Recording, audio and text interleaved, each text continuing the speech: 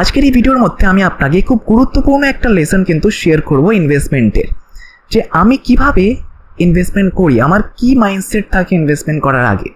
ভিডিওটা তো রূপোর ওপরই হবে, রূপোতে বিনিয়োগ করে আমি কত টাকা বিনিয়োগ করে কত পার্সেন্ট রিটার্ন আনতে পারলাম।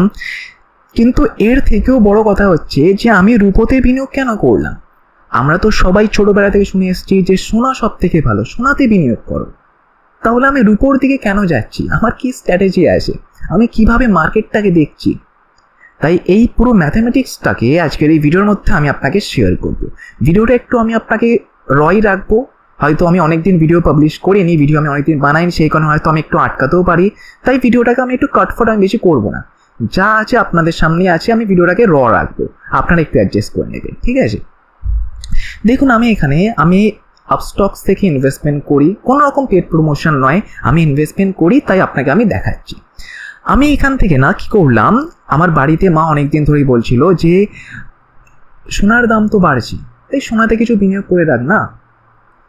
তাই আমি কি করলাম, একবারে আমি পয়সা আমি পুরো লাগাইনি, ধীরে ধীরে 5,000 10,000 করে লাগিয়ে আমি গোল্ড বিসে বাই করেছি। গোল্ড বিস ইটিএফে বাই করলে আমরা 99% কিন্তু আসল সোনা বা আসল রূপই আমরা পাই, যেটা বাজারে যা দাম চলছে এই একই জিনিস আমরা পাই, কোনো অসুবিধে হয় না এখনো পর্যন্ত, যতটা আমি অবজার্ভ করেছি। তাই গোল্ড বিস আমি এখানে এসে কিন্তু পারচেস করলাম, কোনো দিন 5,000 বা কোনো দিন একটু কমলো, আবার হয়তো 10,000 পারচেস করে নিলাম, এইভাবে আমি কিন্তু করতে থাকছিলাম। আর দেখুন গোল্ড বিস ধরুন অ্যাভারেজলি 72,294 টাকায় এসে এটা মানে ক্লোজ হলো, মানে এত টাকা একটা অ্যাভারেজলি, মানে কোনোদিন 5,000 কোনোদিন 10,000 করে 72,000 এসে কিন্তু হলো। আর দেখুন এখান থেকে ওভারঅল আমি 14-15 হাজারটার কাছাকাছি আমি এখান থেকে প্রফিট আনতে পারলাম। যা আছে হয়তো প্রফিটটা আপনার কিছুই মনে হচ্ছে না, কিন্তু যা আছে আপনার সামনেই আছে, ঠিক আছে। বাকি এখান থেকে 26% রিটার্ন, আপনি দেখুন রিটার্নটা কিন্তু ভালো এসছে, 26% রিটার্ন কিন্তু খারাপ রিটার্ন নয়।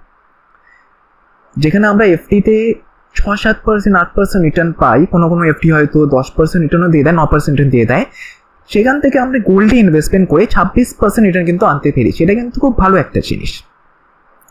রিস্কটাকে মাথায় রেখে হয়তো অনেকেই ভাববে যে এতগুলো টাকা আমি অনলাইনে কোনো একটা অ্যাকাউন্টেতে গিয়ে ইনভেস্টমেন্ট করছি, এটা কি সেফ হবে না হবে। দেখুন এগুলোর ওপর না ভয় তখন হয় যখন ঠিকঠাক নলেজ থাকে না। যদি আপনি একটু নলেজ গ্যাদার করেন, অ্যাপ্লিকেশনের সম্পর্কে পড়েন, কিভাবে অনলাইনে ইনভেস্টমেন্ট হয়, ঠিক হয় কি হয় না সেগুলো ব্যাপারে যদি আপনি নলেজ নেন, তাহলে আপনি একটা কনফিডেন্ট পাবেন। আর একটু কনফিডেন্ট রেখেই যদি আমরা সাহস করে ইনভেস্টমেন্ট করি, তাহলেই কিন্তু আমরা রিটার্ন আনতে পারবো, যেখান থেকে আমি রিটার্ন আনতে পারলাম। যদি আমি না শুরুই করতাম, যদি আমি ভয় পেয়ে যেতাম, তাহলে রিটার্ন আনা যেত না। এবার অনেকের ব্যক্তিগত ধারণা আলাদা আলাদা হতেই পারে, আপনার কি ধারণা আপনি কমেন্টে অবশ্যই জানাবেন। কোনো রকম ফোর্স কিছু নয়, যেটা আমি করছি আমার উদ্দেশ্য, আমি যেহেতু আমি রিটার্ন আনতে পারছি, সেই কারণেই কিন্তু আমারও এটা দায়িত্ব যে আপনারা তো আমার ফ্যামিলির মতনই, তাই আপনাদেরকেও শেয়ার করে দেওয়া। কি আমার তো কিছু অসুবিধা যাচ্ছে না, মানে হয়তো একটু আমার সময় যাচ্ছে ভিডিও বানাতে, এর বেশি তো কিছু হচ্ছে না। হয়তো আমি ইউটিউব থেকে একটু ইনকামও করে নিচ্ছি, এটা ইনকামের আমার একটা সোর্স হয়ে যাচ্ছে, তার পাশাপাশি এই নলেজগুলো আপনাদের সাথে শেয়ার করে দিচ্ছি।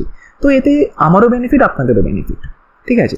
তাই গোল্ড বিস হচ্ছে গোল্ডে ইনভেস্টমেন্ট। এবার আপনি দেখুন না, গোল্ডের প্রাইস এখন চলছে 98,900, মানে প্রায় 1 লাখের কাছাকাছি গোল্ড কিন্তু চলে এসেছে।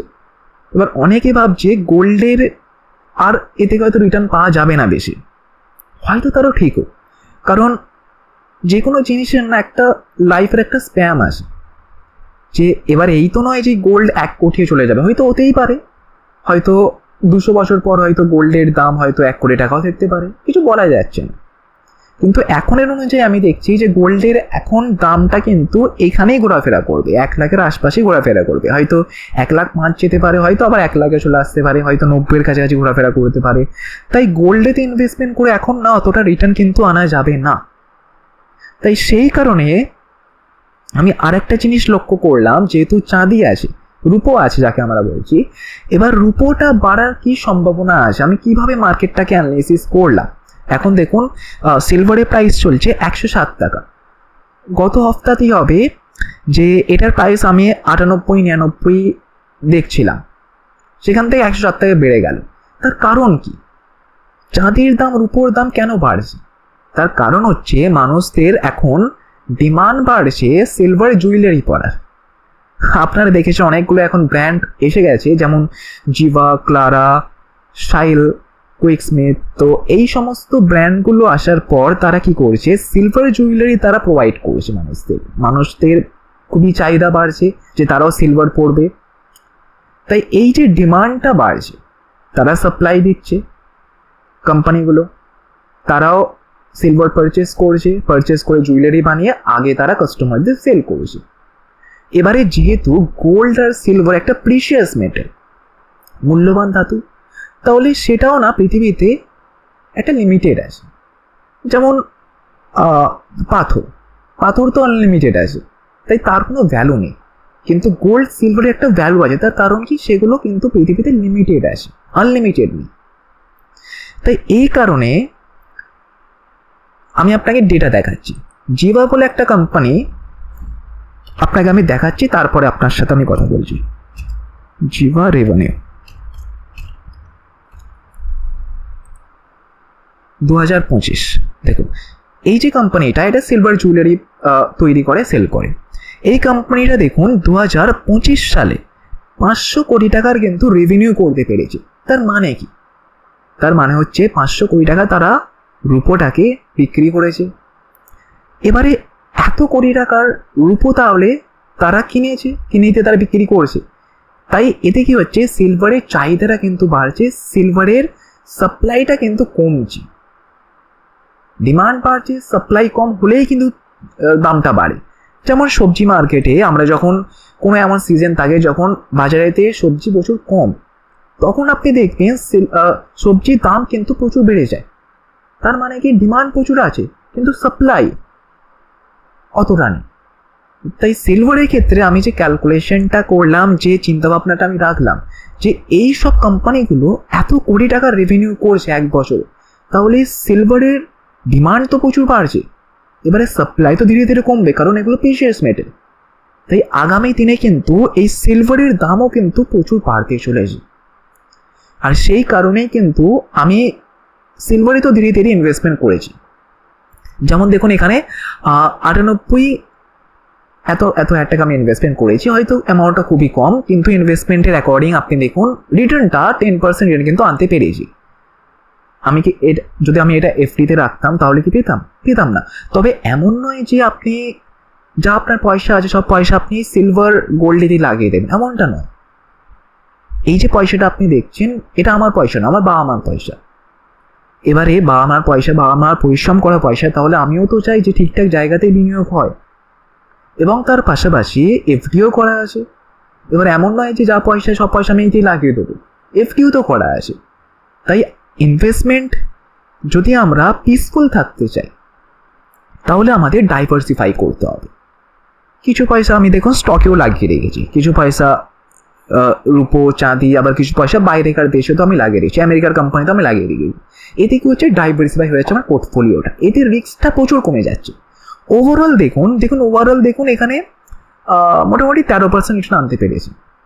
দেখুন হয়তো কোনো একটা জিনিস হয়তো বেটার পারফরমেন্স আপনাকে দিয়ে দেবে, যেমন রূপো, সোনার উপর দিয়েছে, কিন্তু বাকি জিনিসগুলো দেখুন এখানে প্রচুর মাইনাসেও কিন্তু রিটার্ন দিয়েছে। যেমন দেখুন এটা 42%, মেফ্যাং, এটা আমেরিকার কোম্পানি, এত রিটার্ন দিয়েছে, কিন্তু কোনো রিটার্ন আমাকে মাইনাসও দিয়ে, মানে সেখানে আমার লসও হয়েছে। কিন্তু ওভারঅল দেখুন এখানে 13, 14, 15% রিটার্ন কিন্তু আনা সম্ভব। সেটাই কিন্তু এফডিতে গুলো কিন্তু হতো না।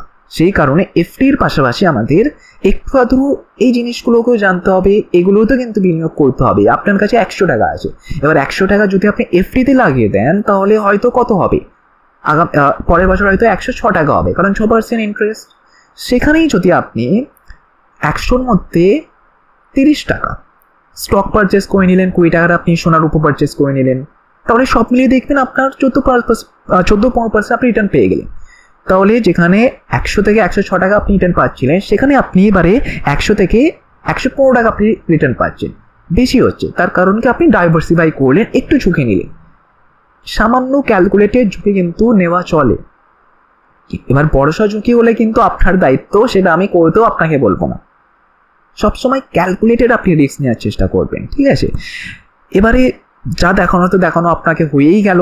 এবারে যদি আপনি পারচেস করতে চান, আপনি এখানে গোল্ড বিস বা সিলভার বিসে এসে পারচেস করতে পারবেন। আপনার হাতে তো আছেই। তার আগে ডিমেট অ্যাকাউন্ট যদি আপনার না থাকে, ডেসক্রিপশন বক্সে দিয়ে দিচ্ছি লিঙ্ক, সেখান থেকে গিয়ে আপনি পারচেস করবেন। আমি হয়তো একটু বেনিফিট পাবো, সেখান থেকে আমি একটু রিওয়ার্ড পাবো, কোম্পানি আমাকে রিওয়ার্ড দেবে। ঠিক আছে, যদি আপনি আমার লিঙ্ক থেকে পারচেস করেন। যদি না করতে চান কোনো অসুবিধা নেই, প্লে স্টোর থেকে গিয়ে আপনি আপস্টক্স বা যে কোনো আপনি ডিমেট অ্যাকাউন্ট ওপেন করে নেবেন, সেখানে গিয়ে আপনি গোল্ড বিস বা সিলভার বিস লিখবেন, আপনি পেয়ে যাবেন। সেখান থেকে গিয়ে আপনি সিম্পলি বাই করে নেবেন। এবার অনেকে বলছে ভাই বাই তো তুই করে নিয়েছিস, এবার কি সেল করা যাবে কি, সেটা তো দেখা। সেল আমি এখন করে দেখাতে পারবো না, কারণ মার্কেট এখন ক্লোজ আছে। এখন দেখুন এখানে 5টা 5:30 বাজে। যদি আপনি দেখতে চান তাহলে কিভাবে সেল করতে হয় আমাকে কমেন্ট করুন, পরবর্তী কোনো ভিডিওসের মধ্যে আমি অবশ্যই প্রোভাইড করবো। কারণ আমার উদ্দেশ্য শুধুমাত্র ভিডিও বানিয়ে ভিউজ নেওয়াটা নয়, সঠিক ইনফরমেশনটা প্রোভাইড করা, যেটাতে অ্যাকচুয়ালি কারো জীবনে কোনো কিছু ভ্যালু অ্যাড হতে পারে। এটা আমার উদ্দেশ্য, যাতে এটাই আমার উদ্দেশ্য। এবারে আমি এটা কখনোই চাইবো না যে আমার জন্য কারো ক্ষতি হোক, তাই সেই কারণে আমার কথা আপনাকে শুনতে হবে না। আপনার এলাকায় যদি কোনো ব্যাংক থাকে, ব্যাংকেতে কোনো ইনভেস্টমেন্ট ব্যাংকার থাকে তো, যারা আপনাকে ইনভেস্টমেন্টের পরামর্শ দেয়, আপনি তাদের সাথে গিয়ে যোগাযোগ করুন। আপনি সেই কনসেপ্টে তাদেরকে বলুন যে আমি এরকম গোল্ড বিসেতে ইনভেস্টমেন্ট করতে চাই, এটা কি ভালো হবে, তার সাথে কি আপনি কথা বলুন। আমার তো উদ্দেশ্য আপনাকে শুধুমাত্র নলেজ দেওয়া। এবারে সেই নলেজটাকে আপনি কিভাবে ইউজ করবেন সেটা আপনার ওপর দায়িত্ব। ঠিক আছে, ঠিক আছে। বাকি আজকের ভিডিওটা এতটাই থাক। হয়তো ভিডিওটা একটু বোরিং হয়েছে আপনার জন্য, কিন্তু টপিকটা কিন্তু ইন্টারেস্টিং ছিল। যদি আপনি সত্যি কিছু করতে চান ইনভেস্টমেন্টে, যদি আপনি সত্যি আপনার পয়সাটাকে বাড়াতে চান, তাহলে টপিকগুলো আপনার ইন্টারেস্টিং লাগবে। কারণ আমি একদম রিয়েল, যেটা বাস্তব সেটা না আমি কথা বলবো। কোনো রকম বাকিদের মতন আমি বাড়িয়ে চাড়িয়ে কথা আমি বলবো না, কারণ এটা আমার বেসিক নেচার নয়। আমার নেচার হচ্ছে যেটা সত্যি সেটাই বলা। ঠিক আছে, তাহলে আশা করছি আজকের এই ভিডিওর মধ্যে আমি আপনাকে একটু হলেও ভ্যালু অ্যাড করতে পেরেছি। তাই একটা লাইক অবশ্যই করবেন। লাইক করলে কি হয়, লাইক করলে ইউটিউবে একটু বোঝে যে হ্যাঁ ভিডিওটা হয়তো ভালো বানিয়েছে, আরও 5 জনের কাছে ভিডিওটা ছড়ানো যাক। শুধু এই কারণে আপনি একটা লাইক করে দেবেন। সাবস্ক্রাইব করার ইচ্ছায় করবেন, না করার ইচ্ছায় না করবেন, লাইক অবশ্যই একটা করবেন। ঠিক আছে, তাহলে দেখা হচ্ছে পরের ভিডিওতে। ভালো থাকবেন।